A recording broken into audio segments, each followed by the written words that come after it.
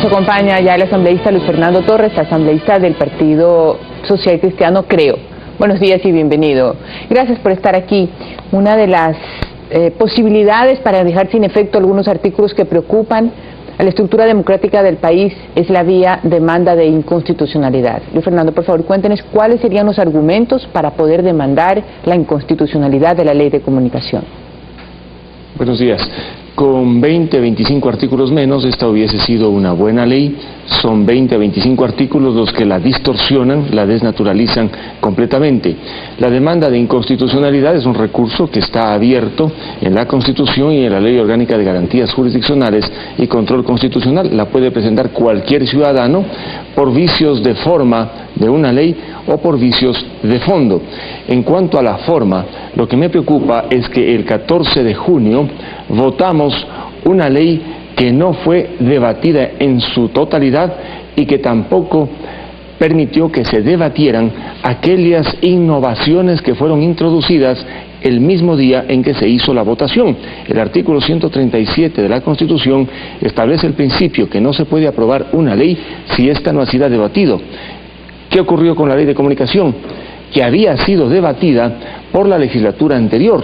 En la nueva legislatura nunca se la debatió y el día mismo de la votación resultó que se introdujeron nuevos artículos, se modificaron sustancialmente otros y esos nuevos artículos y esas modificaciones no fueron debatidas desde ningún punto de vista. Más aún, el día miércoles, cuando fuimos convocados, recibimos un texto. El jueves recibimos otro texto. Y el día viernes, sobre el texto recibido el jueves, se hicieron modificaciones y se introdujeron algunos cambios sustanciales. Yo quiero ir a la Corte Constitucional, Corte Ecuatoriana, para que allí debatamos estos temas de la inconstitucionalidad por la forma de la Ley de Comunicación, independientemente de algunos otros temas que quiero que se discutan en la Corte, que tienen que ver fundamentalmente con lesión al contenido esencial de derechos básicos. Por ejemplo, el artículo 71 de la ley... Al fondo, por favor, Luis Fernando, solamente tengo una inquietud. ¿Cuál es la postura? ¿Qué contestan los compañeros suyos, es decir, los asambleístas de Alianza País, al recibir una ley, a decir no voy a debatir y la voy a aprobar?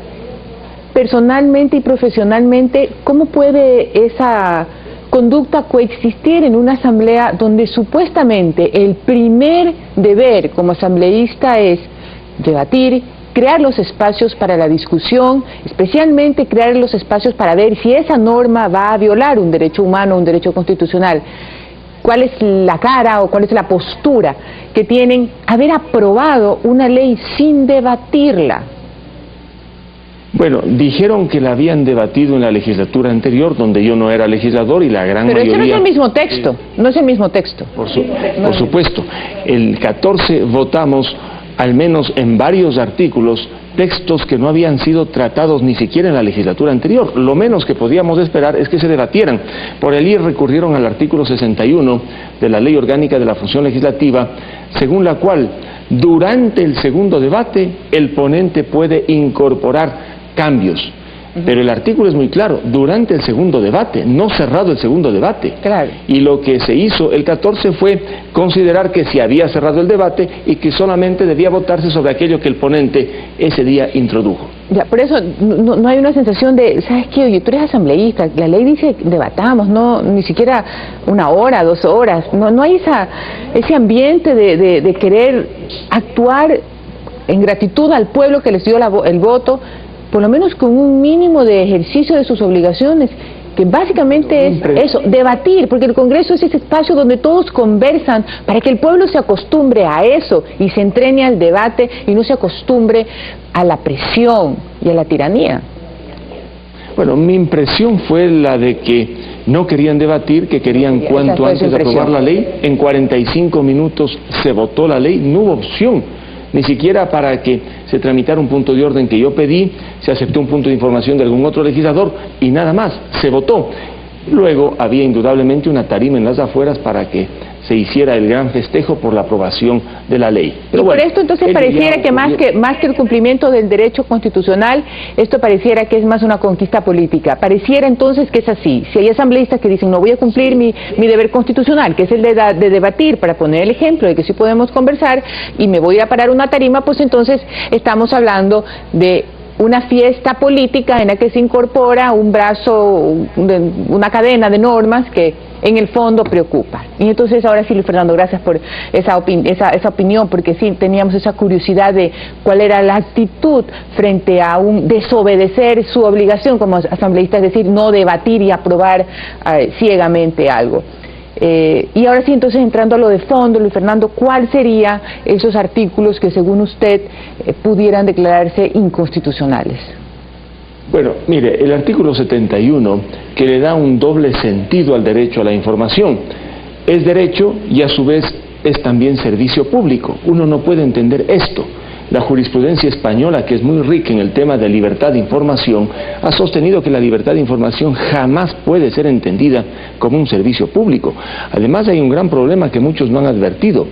Si se considera que un medio privado presta un servicio público, el servicio público de comunicación, bien podría ocurrir que alguien active lo que prevé el artículo 11, numeral 9 de la Constitución, esto es, acciones de responsabilidad extracontractual por falta o deficiencia del servicio público, lo cual sería terrible. Entonces ahí, Luis Fernando, una preguntita. Supongamos el evento no consentido por ser completamente ajeno a derecho, que la comunicación sea un servicio público, por lo tanto los medios de comunicación, privados y públicos, pasarían a ser órganos en los que, o figuras o empresas que otorguen un servicio público. Las aspiraciones de los empleados de los medios de una empresa privada mañana más tarde, usando su derecho legítimo de la huelga, es decir, no trabajo porque tienen un problema ahí, porque no avanza el contrato colectivo, no avanza cualquier pretensión laboral que tienen, al momento de hacer una huelga, entonces, ¿qué están haciendo? Estarían obstaculizando un servicio público y por lo tanto tendrían que ir presos, más o menos así. ¿Es un perjuicio también para los empleados de la empresa o no? Claro, bueno, es una distorsión el concebir como prestadores de servicio público a los medios privados, porque esto implica muchas cosas. Además de las sanciones administrativas previstas en la ley, están las otras acciones como esta que le menciona, la del artículo 11, numeral 9. Bien se podría, por falta o deficiencia en la prestación de un servicio público, iniciarse acciones por responsabilidad civil extracontractual, en este caso en contra de los prestadores. ¿Qué pasa con los trabajadores? Bueno, están sujetos al Código del Trabajo, pero ahora que son prestadores de un servicio público, podría entenderse de diversas maneras, inclusive, como usted muy bien anota, estos son los errores conceptuales que hacen de la ley una ley con muchísimos equívocos. Repito, con 20 o 25 artículos menos, hubiésemos tenido una buena ley. ¿Para qué tanto? Y con el agravante de que van a coexistir dos leyes: la ley de comunicación aprobada, que todavía no entra en vigencia porque falta que se publique en el registro oficial, y la vieja ley de comunicaciones y radiodifusión, algunos de cuyos artículos todavía permanecen con vida jurídica. Y a ello habrá que sumar la serie de reglamentos que se van a dictar, uno por el presidente, otros por el Consejo de Regulación, otro inclusive por el superintendente de comunicaciones bajo el título de instructivo, regulación, lo que uno quiera, que le van a hacer más difícil al ejercicio del derecho a la libre comunicación y a la libre expresión. Por lo demás, en cuanto a los beneficios que se crean para artistas, para productores, me parece indudablemente muy interesante, pero en lo que tiene que ver ya con el derecho a la información, con el derecho a la libre expresión, yo tengo muchísimos reparos. Fernando, hay un tema que es el discurso, es como esa queja constante de la gente donde se han parado políticamente esto, porque esto, repetimos, sigue siendo para un grupo de personas, no mayoría en el país, una victoria política. Y uno de estos temas es cuánta gente es ofendida en la prensa, a cuánta gente se la ha acusado en la prensa, sea entretenimiento, sea noticioso, sea político. Me han ofendido en mi dignidad. Yo pregunto, ¿por qué poner esta ley para que nos desvíe de la verdadera del verdadero responsable de esto, que es la función judicial y también la sociedad civil. Me explico. Si me siento ofendida por lo que diga Luis Fernando Torres, en este momento, sin esta ley, yo puedo ir donde un juez a reclamar el daño moral que se me ha causado. Ejemplo, Rafael Correa obtuvo una sentencia de $40 millones porque $40 millones costó su daño interno. Bien, entonces si hay una justicia hoy, sin esta ley, que puede reparar ese daño y ese dolor profundo e interno que uno tiene cuando alguien quiere o pretende ofender la dignidad, ¿no es acaso esto un llamado de atención a la Corte, a los jueces, para que sean independientes y puedan tener el valor de decir, no, señor funcionario público, usted podrá ser muy chévere, pero resulta que esa gente tiene derecho a criticarlo? Esto no solamente trae, repito, una sumisión por parte de los jueces, dejándole solamente a los jueces temas ordinarios y domésticos, porque aquí se sancionan temas constitucionales.